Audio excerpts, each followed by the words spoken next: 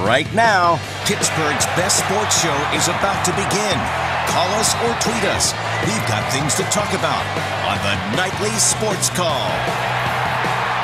All right, thanks a lot, Ken, and thank you for tuning in to the Nightly Sports Call. I'm Rich Walsh. I'll be joined by Paul Zeise in just a few seconds. We're going to be talking about the Steelers. Juju Smith looks like he's going to play. Ed Bouchette talked a little bit about Ben's take on Eli Manning. I don't know if you saw that on KDKA-TV News today, where he was talking about what would he do. Ben, meaning he had a chance to talk to Ben today, and he wrote about it in the Post-Gazette, but did something for our news at 6 o'clock. If Ben was treated like Eli was treated by the Steelers, what would he do? And Ben basically said, you know, if the Steelers treated me like this, then I know it's time to retire and move on. And he said he's only going to be a Steeler, Paul. He's not going to play for anyone else. And, you know, he said the right things. And I really do believe Ben. Yeah. Well, I don't think the Steelers would go in that direction. No, they wouldn't. I think what happened to Eli Manning, I think, is wrong.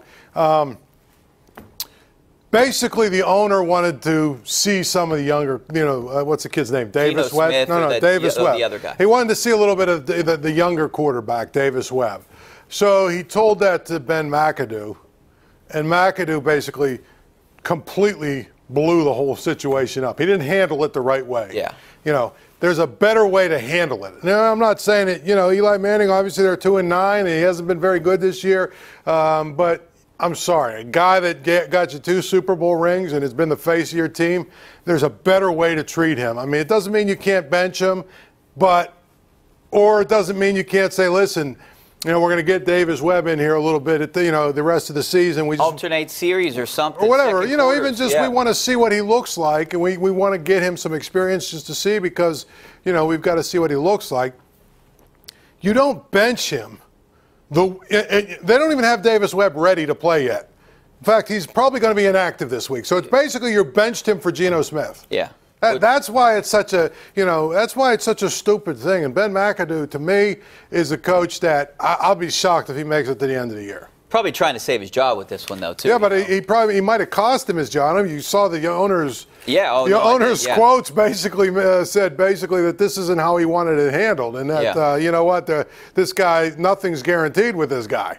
And I get where Eli Manning's coming from. With McAdoo told him how he could play the first half, and they're gonna. He said, just bench me now. I totally get that. I totally understand that. Right. But no way, I would never see the Steelers doing something like that. And that's what Ben said. And it's just like any profession or any football player.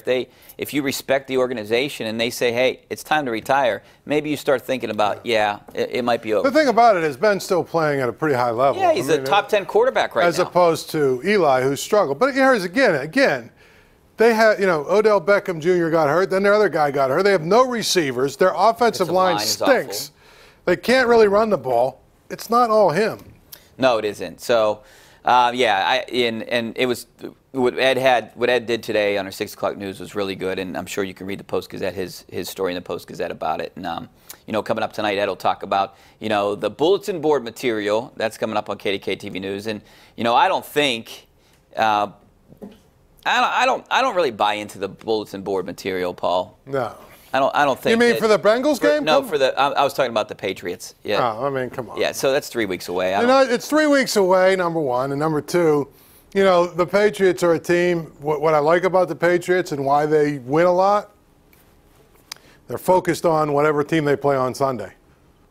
They don't care about, they're not thinking about 2 weeks down the road. They're not thinking about, doing all kinds of choreographed touchdown dances. They're not thinking about, I'm not getting playing time, boo-hoo-hoo, you know what I mean? They're not doing all kinds of radio shows and all kinds of craziness. They worry about one thing. Let's win on Sunday. And we win on Sunday, we'll worry about next week, starting next Monday. And how does that? I mean, people laughed when Bill Belichick, after they won the Super Bowl this year, and he was there at the post-game press conference, and then, well, what do you think? Yeah, well, we got to get started on next year tomorrow. And everyone was like, doesn't this guy enjoy anything? No. I don't really think he does. I don't think he does either. But that's part of why they're good.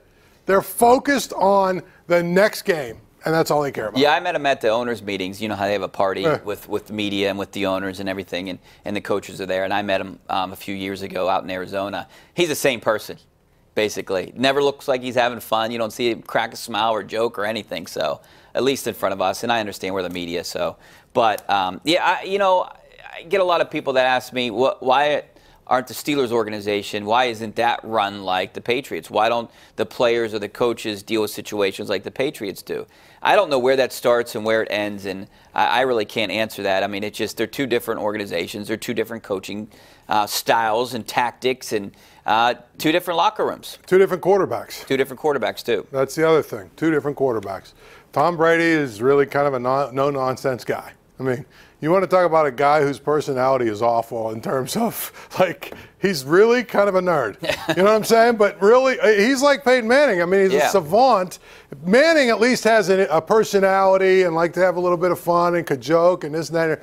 Brady's just like Belichick. They're clones of each other. That's why that team is the way they are. That's why they act the way they do. That's why guys that don't fit into that, they get rid of. They don't care how good you are. If you don't fit into the locker room culture here, you're gone. We've won 5 rings without you. Yeah, and it doesn't matter who they are, except for Tom Brady. They'll get rid of you. Also, big game tomorrow for Pitt and Duquesne. We'll talk a little bit about the city game, Paul. That's, not a favorite topic on this show anymore. We get 0 phone calls on Pitt basketball, and I understand why. But I'm interested in this game because it's basically the bragging rights of the city and see who's better. I haven't seen a line in who's favored. I would expect to be maybe a pick, maybe even Duquesne being favored. No, I think Pitt is favored. They both have been struggling, so I don't know. I mean, Pitt should be the dominant one. It's frustrating. There's always a lot of people that go to this game. There's always a big crowd for this game. And so they'll be what would you guess the crowd would be, though? 13,000, 14,000. You really think? Yeah, I would take the under on that. That's what it almost is almost every year. 12, 13, 14,000. No matter. I mean, there's been years when when Duquesne has been awful, and everybody knew Pitt was going to win by 40, and there were still 13, 14. But that was when Pitt was really good. Right, but there's still a lot of interest in the game. It's an event. It's really the only thing we have in this town that's sort of like that.